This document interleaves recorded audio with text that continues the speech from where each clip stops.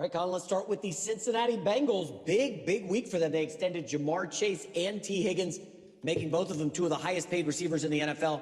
Joe Burrow, we know, campaigned big time for both of his guys, and now they're staying, and he's thrilled. Burrow said, we're paying the right guys, guys who work really hard for what they have, guys who aren't going to get complacent or anything like that, guys who really care about the product they put on the field and care about the fans and the organization and the people in the locker room.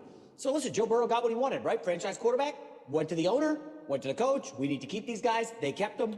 And you almost never get in trouble. Kansas City's a great example, paying your greatest players. For the record, you could eventually move off one of these players. Devontae Adams, Green Bay, Raiders, Jets, Rams, T. Higgins in a couple years. It doesn't mean you have to keep people forever. What it means is now, with the Ravens having the best roster arguably in the sport, and all these AFC teams now getting legitimate quarterbacks, you got to bring the band back.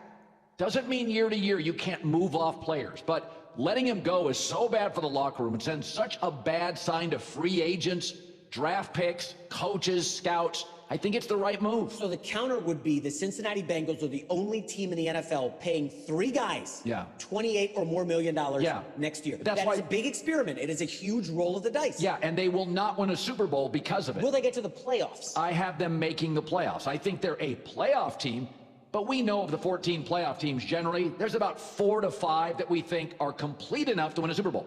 They're going to be in the other 11 group or other 10 group. But I think they'll be a playoff team. And in Cincinnati, Burrow, you get him into the playoffs. Last time he got to a Super Bowl, he was a road quarterback. So, Colin, my argument would be when you look at T. Higgins, we love him, right? I know he's a number 2, maybe like a number 1 on some of the bad teams in the league. Could you have paid 2 or 3 receivers $28 million that you gave to T. Higgins, and then you have more margin for error? T. Higgins goes down with a broken hand or something, out 4 or 5 games, they're cooked. Jamar Chase goes down for a little while. They don't have any margin for error. That would be my only cause for concern for them. That is how top-heavy teams operate. And there are very few Philadelphia Eagles. There's a lot more Dallas Cowboys and Bengals where you've got 3 or 4 great players, you pay them, and you don't have a ton of depth. I mean, you saw the Rams made another move yesterday to go get an inside linebacker, Poona Ford. The Rams are well run, and they're still going finding guys to plug gaps. So, the best front offices beyond just the best players win, and Cincinnati doesn't qualify for that. They've always been on the frugal side. They're all in on offense, and I get that. It's an offensive league. If you're going to be all in on a side, we can bang on it, but Pittsburgh's all in on defense. And that's not... At least Cincinnati's got the quarterback right, the weapons right, and they're spending money on the right side. Agree, totally.